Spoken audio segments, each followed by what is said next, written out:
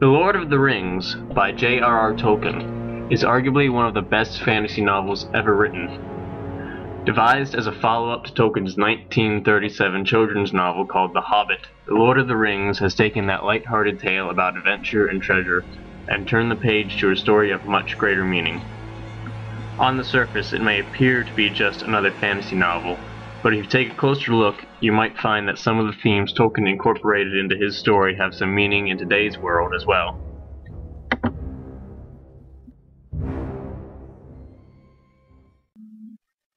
Now, if you've never actually read the book or watched the movie, it's pretty easy to summarize.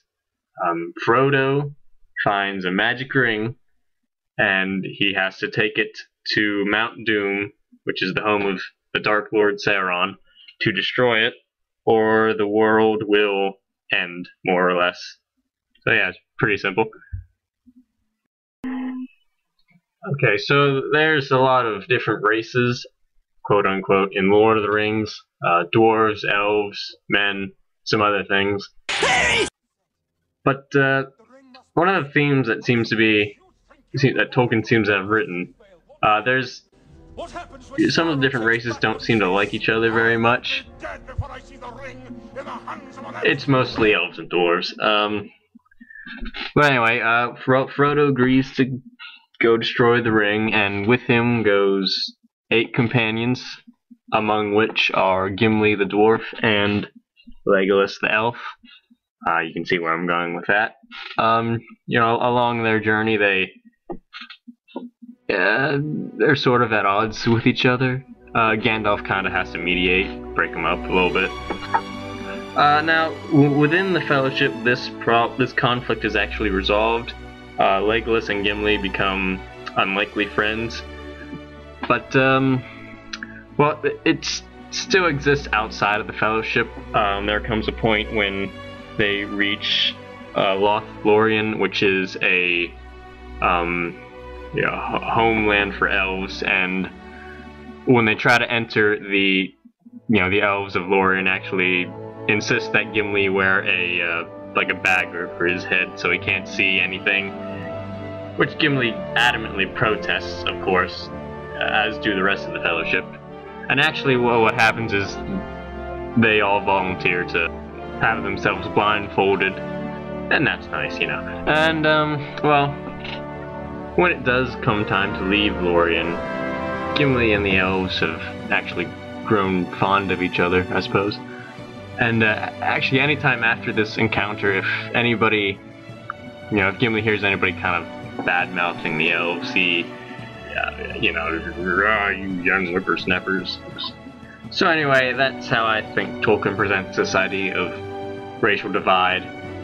Certain groups of people may not like each other very much, but they can, always work together and find some common ground and hopefully develop a relationship with each other.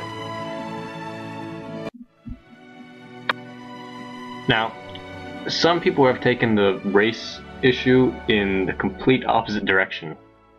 Since Tolkien depicted all of his characters as being white, some assert that there's some racism there, which I'm pretty sure is widely discredited, although, as you'll see here, some of my fellow YouTube practitioners have adopted the idea.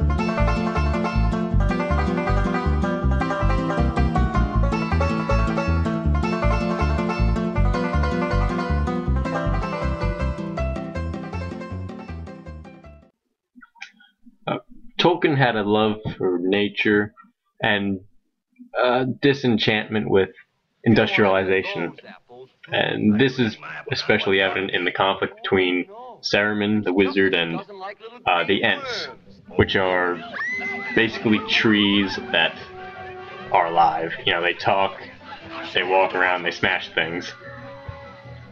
Of course, they're pretty friendly so long as you don't try to chop them down or steal any of their apples or something. But when Saruman starts cutting down the forest to fuel his war machines, the Ents get pretty unhappy. They end up marching on Isengard, which is where Saruman resides, and they start tearing everything apart.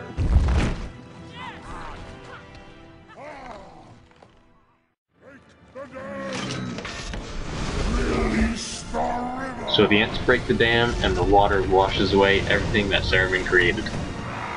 I suppose that's Tolkien's way of saying that nature is greater than man.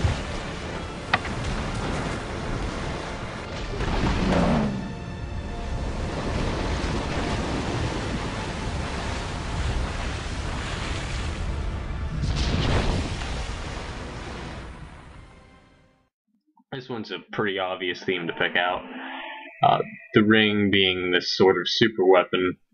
You know, anyone who wields it can take over the world. In fact, some have actually suggested that The Lord of the Rings is an allegory for the atom bomb. Oh, I know. Let's play Toss the H-Bomb. Yeah! Whee! So it's obvious to see why Sauron wants it back and why Saruman wants it for himself. But I think the best character to portray the ring's corruption is Boromir. And the reason for that is because, you know, he's not really a villain, he's just a regular guy who the ring gets to.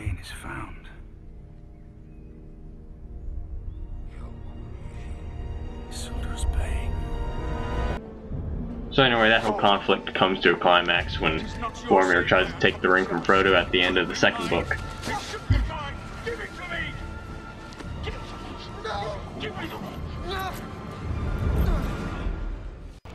Boromir dies soon afterward, and whether or not you want to believe that it's karma is up to you, I suppose. In any case, I think the events of this chapter do a pretty good job of solidifying the ideas of corruption and temptation of power. Well, that's all I've got time for, so that'll have to conclude my presentation. I enjoyed working on it, and I hope you enjoyed watching it. Alright.